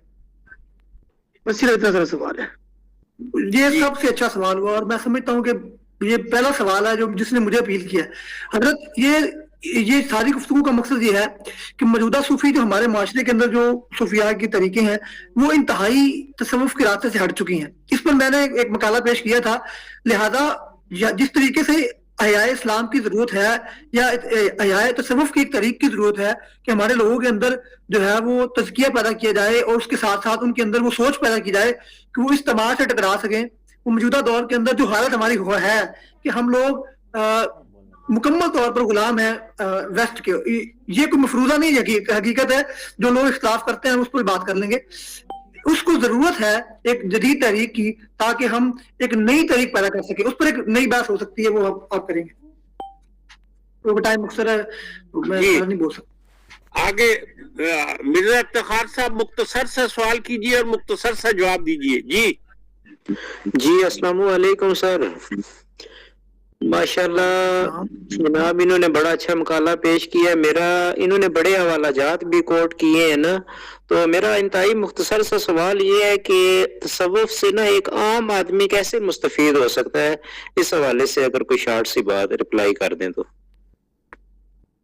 देखिए, अगर एक आम आदमी की बात है तो मैंने शुरू में वजाहत की या पुराने तकरीर भी वजाहत हुई कि तसव्वुफ का ताल्लुक जो है वो इखलास के साथ है और इंसान को उस मंजिल में पहुंचाना है कि जहां वो ये समझे कि वो खुदा को देख रहा है या खुदा उसको देख रहा है। तो आम आदमी तसव्वुफ के जरिए इखलास हासिल कर सकता है और उसको अपनी अमली जिंदगी के अंदर लाकर जो है वो ना सिर्फ अमली तौर पर दीगर रिश्तों के साथ और दीगर मामलात भी बेहतर कर सकता है। तो इस पर इसको यानी कि इसके जो माशरती असरात है वो बड़े खूबसूरत है जी। डॉक्टर साजिद हक़वानी साहब। बहुत शुक्रिया जी, आपने इख्तिसार की शर्त आयद कर दी। मैं दो तबसरे करना चाहूंगा। एक तो फाजिल मुकर्रर ने बड़ी तफसील से बताया कि बुद्धिज्म और हिंदुइज्म और ईसाइयत और यहूदियत ये इल्जाम लगता है कि तसव्वुफ उनसे कशीद किया गया है। तो क्या ये कुरान का असलूब नहीं है कि वो दूसरे मज़ाहिब को मुश्तरकात की तरफ बुलाता है? और फिर क्या ये हकीकत नहीं है कि ये सारे मज़ाहिब आसमान से उतरे? बुद्ध मत के बारे में और कृष्ण जी महाराज के बारे में तो और हिंदुओं के बाकी फिरकों के बारे में तो یعنی یہ عام تاثر پایا جاتا ہے مسلمانوں میں کہ وہ بھی سچے انبیاء تھے، لیکن جس طرح باقی کتابیں تحریف کا شکار ہوئی تو ان کی تعلیمات بھی تحریف کا شکار ہو گئی. تو پھر کیا اس معاملے میں اہل تصوف کو، صوفیاء کرام کو مدافعانہ رویہ اختیار کرنے کی کیا ضرورت ہے کہ اگر ان ادیان میں سے، ان مذاہب میں سے چھن کر اگر کچھ حقائق آج موجود ہیں ان ملتوں کے پاس اور ہمارا ان کے ساتھ اشتراک موجود کہیں بھی آ کر ملتا ہے، تو یہ قرآن کا اسلوب نہیں ہے کہ دوسرے مذاہب کو مشترکات کی طرف بلایا جائے اور ان کو قائل کیا جائے کہ اور یہ چیزیں ہمارے درمیان مشترک ہیں، ان پر مل کر عمل کرتے ہیں. دوسری بات یہ ہے کہ جو اعتراضات کیے گئے تصوف پر، تو وہ اعتراضات بجائے ہیں صرف قرآن مجید ایک ایسا علم ہے، ایسی کتاب ہے کہ جس میں کسی اصلاح کی یا بڑھوتری کی گنجائش نہیں ہے. باقی علم حدیث میں بھی بے شمار اصلاحات ہوئی، ستہ اور کتب اربع، اصول اربع جو ہیں ان کو بڑی تلاش و بسیار کے بعد ان کو مرتب کیا گیا اور اب تک ان پر تحقیقات جاری ہیں. ماضی قریب میں مولانا انور شاہ کشمیری رحمۃ اللہ علیہ نے 200 سے زیادہ احادیث بخاری شریف کی ایسی ان کی تخریج کی ہے کہ جن کے سند پر یا متن پر ضعف کا اطلاق ہوتا ہے کہیں نہ کہیں. اور مصر اس کے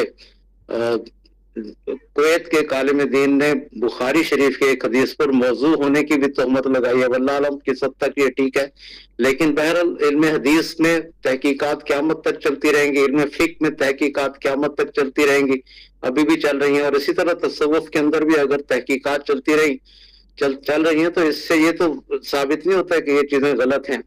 دوسرا تبصرہ جو میں کرنا چاہوں گا وہ فاضل مقرر نے جو اہل حدیث طبقے کی بڑی پرزور گرفت کی ہے، میں اس پر اپنے شدید تحفظات کا اظہار کرتا ہوں.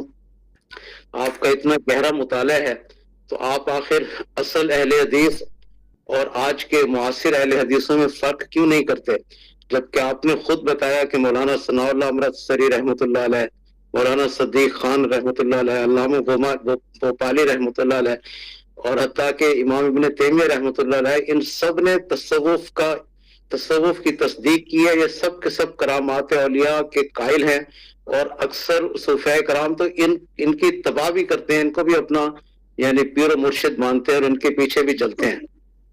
یہ بطور امانت یہ بات میں مجلس میں کر رہا ہوں، پبلک میں عوام میں کرنے کی بات نہیں ہے کہ جو معاصر اہل حدیث ہیں انہوں نے اہل حدیث ہونے کی تہمت اپنے اوپر لگائی ہوئی ہے. اصل میں یہ دین الملک پر ہیں، عرب کے بادشاہوں کے دین پر ہیں. ان کا اہل حدیثیت سے یا وہابیت سے یا محمد بن عبد الوہاب رحمۃ اللہ علیہ کی تعلیمات سے اب کوئی تعلق نہیں رہا، بس ایک الگ سے ایک طبقہ بن گیا اور پھر آگے سیاسی بحث شروع ہو جائے گی. میں اس کی طرف نہیں جانا چاہتا. آج بھی جو علمی طور پر اصل اہل حدیث علماء ہیں وہ نہ تصوف کا انکار کرتے ہیں، نہ کرامت کا انکار کرتے ہیں، نہ ہی وہ معرفت کا انکار کرتے ہیں اور نہ ہی حقیقت کا انکار کرتے ہیں. وہ اسی طرح ہی ہیں جیسے باقی دیگر علماء ہیں. اور بس یہ میرے دو تبصرے تھے. بہت شکریہ جی. آگے بڑھتے ہیں. ڈاکٹر محمد فرید خان صاحب نے بات کرنی ہے. آپ تیمور صاحب ان کو تبصرہ ہی سمجھے، جواب طلب نہیں کیا گیا ہے. جی ڈاکٹر محمد فرید خان صاحب. جی حضور السلام علیکم. اللہ پاک آپ سارے کو درجات بلند کرے. تیمور صاحب ماشاءاللہ بہترین بولا آپ نے. میں سلسلہ گفتگو ایسے شروع کرتا ہوں کہ ہماری آزادی یہ ہے کہ ہم مجبوریوں کو کیسے استعمال کرتے ہیں. اپنے ہم نے بینائی سے کیا دیکھا ہے، نیک مقامات کی زیارت یا نفس کے عشرت قدے ہم نے محدود زندگی کیسے استعمال کیا. گلا، شکوہ، شکایت، مایوسی، بغاوت یا اسے شکر، امید، اطاعت، عبادت میں صرف کیا. پانے والے راز حیات پا جاتے ہیں اور کھونے والے اپنا آپ برباد کر کے رخصت ہو کے ویرانیاں چھوڑ جاتے ہیں. ایک انسان نے یہ کہا کہ جب مر ہی جانا ہے تو عمل کیا ہے، تو دوسرے نے کہا چونکہ مر جانا ہے اسی لیے تو عمل ضروری ہے. اسی لیے کچھ لوگ اسی مجبور زندگی میں بے بسی محسوس کرتے ہیں اور مایوسی سے نکل نہیں سکتے، اور کچھ لوگ اسی مجبور زندگی میں امید کے چراغ روشن کرتے ہیں. پہلی چیز جو میں بتانا چاہ رہا تھا اس سارے اس میں وہ تھی عمل. تنور صاحب آپ نے ایک میں چلیں کسی بات پہ، کیونکہ بات جب صوفیزم یا کسی ایسی چیز پہ آئے تو اس میں بحث در بحث نہیں ہوتی. حضرت علامہ اقبال کا جو ڈاکٹرل ڈیزرٹیشن تھا وہ آپ کو پتا ہے کس چیز پہ تھا؟ جو 1908 میں چھپا. پہلے تو اس کا مجھے آپ جواب دیجئے. جو ان کا ڈیزرٹیشن تھا پی ایچ ڈی کا وہ کیا تھا؟ وہ تھا the development of meta physics in Persia, جس میں انہوں نے حضرت ابن العربی کی بڑی تعریف کی تھی.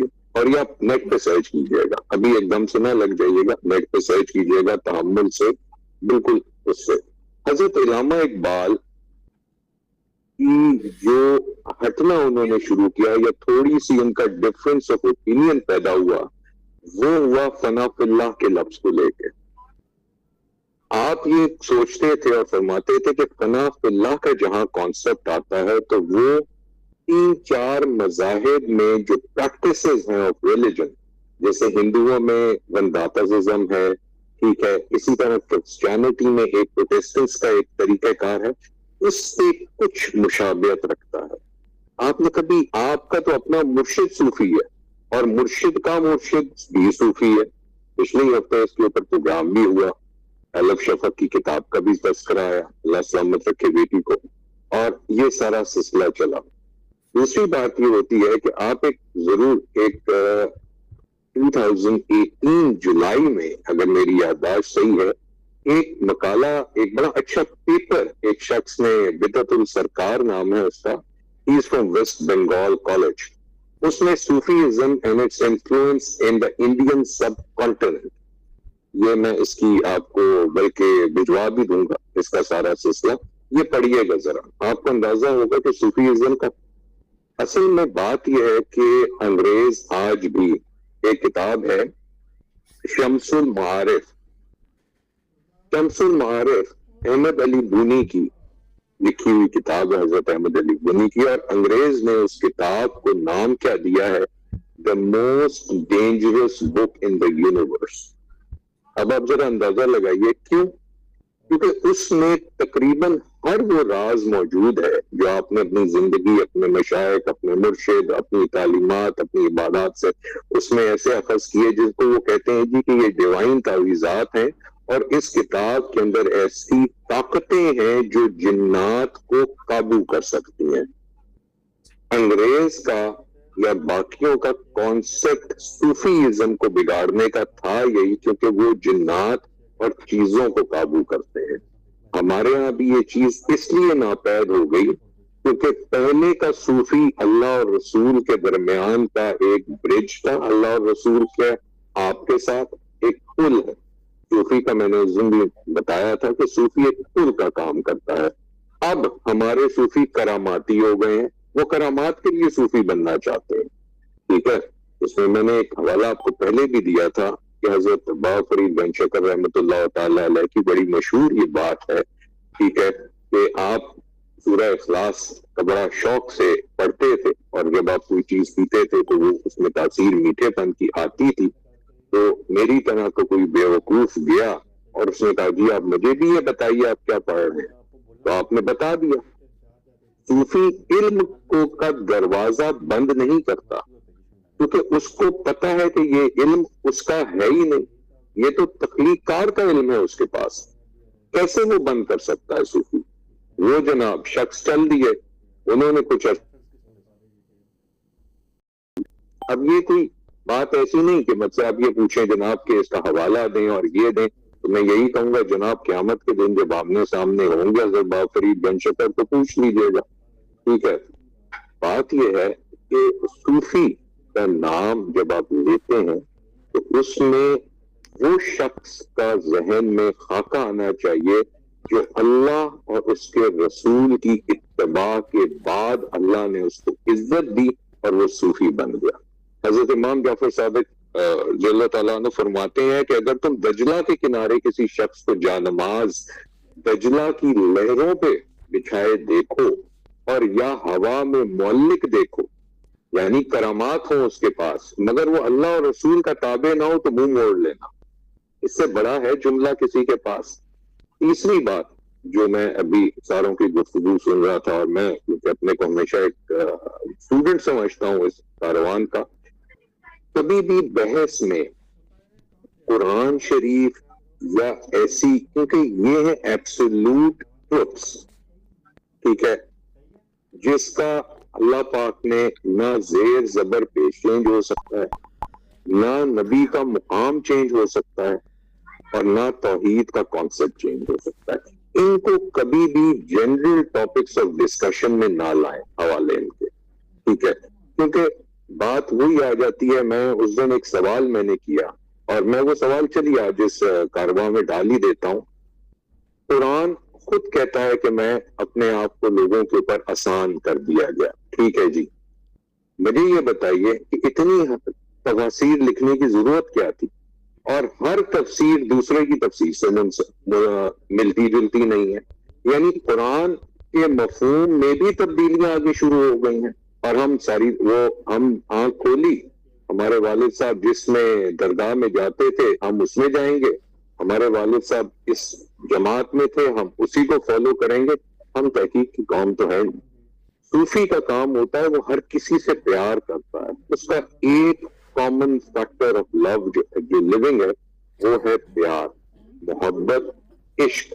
اور وہ جانتا یہ ہے کہ قرآن 1/3 اگر اللہ کی عبادات کے اوپر ہے تو 2/3 اللہ نے حقوق العباد کے اس میں سوالات رکھے ہیں، اور وہی اس سے پوچھے بھی جائیں گے. تو صوفی ساری زندگی اپنے لیے نہیں جیتا، وہ لوگوں کے لیے جیتا ہے، وہ ایک پل کا کام کرتا ہے.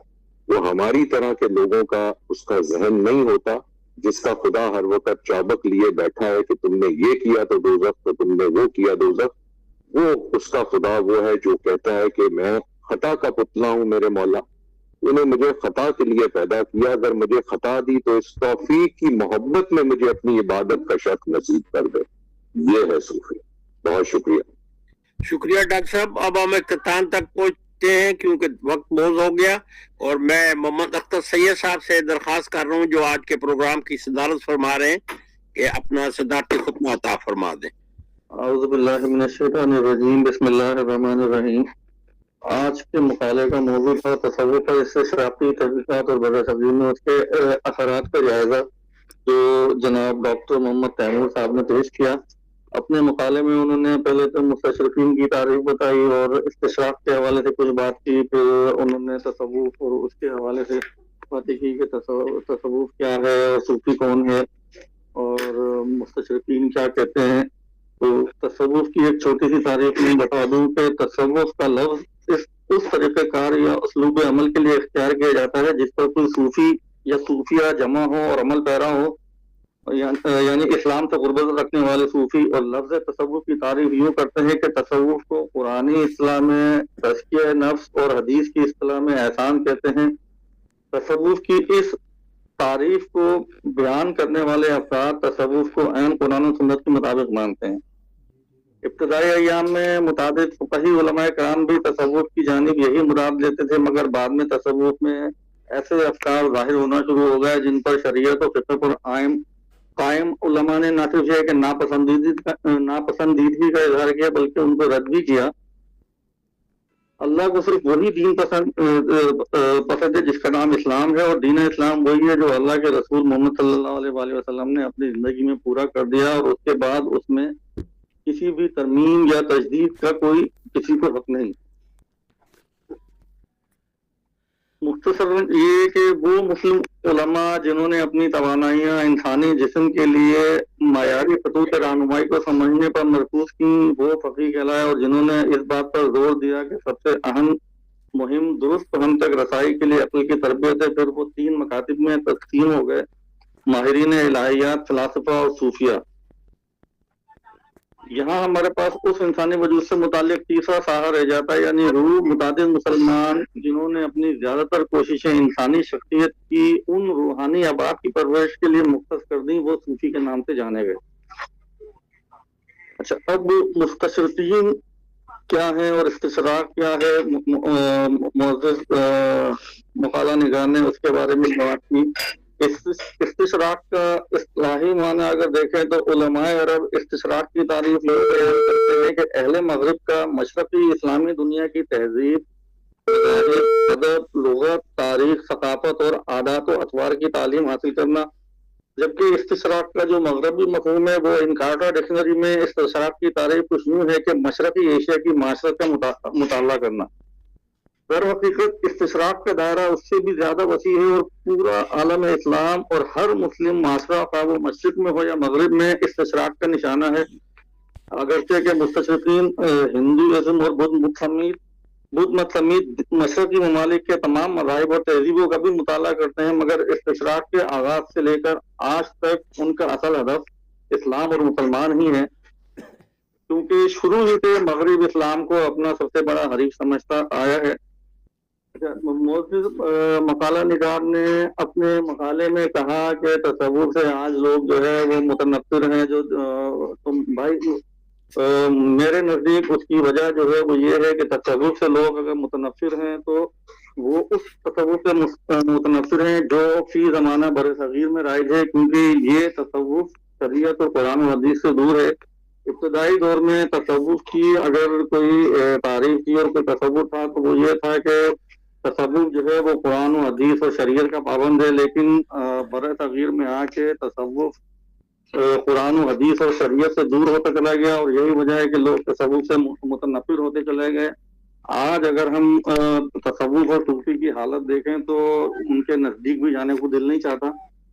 अच्छा, बहुत से सवालात हुए। मोहतरमा सहारा सैयद साहिबा ने तहारीक के हवाले से सवाल किया, फिर मोहतरमा लुबना फरूक साहिबा ने एक तबसरा किया जिसमें उन्होंने कहा कि तसव्वुफ की जरूरत क्यों है कुरान और हदीस के होते हुए। मेरा ख्याल है बात उनकी बिल्कुल दुरुस्त है। उनके सवाल के जवाब में मोहतरम मुकर्रिर साहब ने ये फरमाया कि सूफी जो है वो बंदे को अल्लाह के नजदीक करने का जरिया है और कि वो चाहता है कि बंदा अल्लाह को देखे और अल्लाह बंदे को देखे। तो मेरे भाई इसके बारे में नबी करीम सल्लल्लाहु अलैहि वसल्लम की हदीस है कि नमाज पढ़ो और नमाज ऐसे पढ़ो कि गोया अल्लाह तुम्हें देख रहा है और अगर तुम अल्लाह को नहीं देखते तो अल्लाह तो तुम्हें देख ही रहा है। तो इस सूरत में हमें किसी शख्स की जरूरत नहीं रह जाती कि वो हमें अल्लाह खाए या हम अल्लाह को देखें। ये हाँ तो यही वजह है कि लोग उससे दूर होते चले जा रहे हैं। मुझे बात करने दीजिए प्लीज। ये सारे मामला हैं जिसकी वजह से लोग तसव्वुफ से दूर होते जा रहे हैं, क्योंकि तसव्वुफ का अब कोई भी अमल दखल कुरान और हदीस के साथ बज़ाहिर नजर नहीं आता। ऐसा कोई सूफी जो कुरान और हदीस और शरीयत के मुताबिक अमल करता हो तो यकीनन लोग उसकी तरफ पलटेंगे और उसके साथ उससे रुजू भी करेंगे और उसके पीछे भी चलेंगे। आखिर में मैं सिर्फ एक बात कहना चाहूंगा कि फाजिल मुकर्रिर ने अपने पूरे मकाले के दौरान जब भी सैयद अली हिजवेरी साहब का जिक्र किया तो उन्हें दाता या दाता गंज बख्श कह के मुखातिब किया। दाता के जो लुग़वी मानी है वो ये है कि ऐसी शख्सियत या ऐसी ताकत जो दे तो सबको लेकिन मांगे किसी से ना। तो ऐसी जो ताकत है वो सिर्फ मेरे रब की है।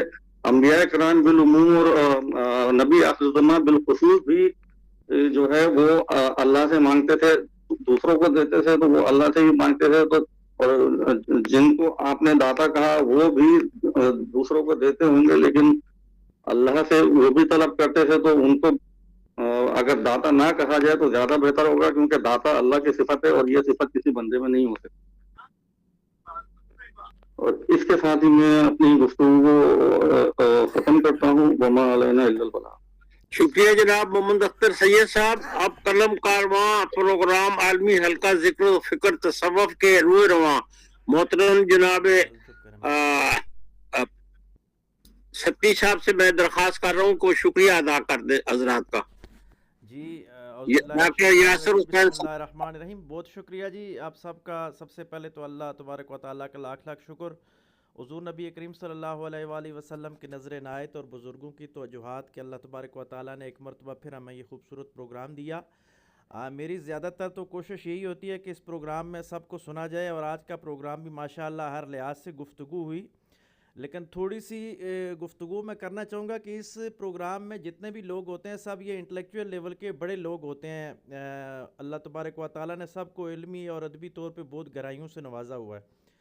तो ڈاکٹر خاکوانی صاحب کی جو بات تھی میں اس سے ایگری کرتا ہوں کہ دیکھیں دنیا میں مشترکات بہت ہیں. پہلے انسانیت پہ اگر ہم نظر دوڑائیں تو ہم سب انسان ہیں, اور انسانیت میں بھی جتنے بھی علامی مذاہب ہیں ان میں بہت ساری چیزیں ایک جیسی ہیں. ہمیں پہلے انسانی وحدت پہ کام کرنا چاہیے, پھر اسلام کی وحدت پہ. ہم مسلمان ہیں, اس میں سنی شیعہ وہابی اہل حدیث یا تصوف اور غیر تصوف والے یہ ٹرمز اگر اب بھی ہم کریں تو کیا ہم جب یہ کہتے ہیں کہ موجودہ صوفیاء کی وجہ سے لوگ تصوف سے دور ہو رہے ہیں تو کیا موجودہ مسلمانوں کی وجہ سے لوگ اسلام سے دور نہیں ہو رہے, اور موجودہ انسانوں کی وجہ سے لوگ انسانیت سے مایوس نہیں ہو رہے؟ تو یہ ایسی قدریں آ چکی ہیں. پھر علامہ اقبال رحمۃ اللہ علیہ اتنے مظلوم مفکر بنا دیے گئے ہیں ہمارے ہاں کہ ایک بڑا آدمی جب ہوتا ہے تو وہ تعریف بھی کرتا ہے اور وہ تنقید بھی کرتا ہے. وہ اتنے عظیم لیول پہ اقبال تھے کہ انہوں نے تصوف کی اچھائیوں کو قبول کیا, اور جہاں پہ تصوف کہیں امت کو نقصان پہنچا رہا تھا تو علامہ نے یعنی امام انقلاب بن کر اور امت کا ایک قائد بن کر ان امت کو تنبیہ کی ہے کہ اس تصوف سے بچا جائے, اور یہ تصوف اسلام والا ہے.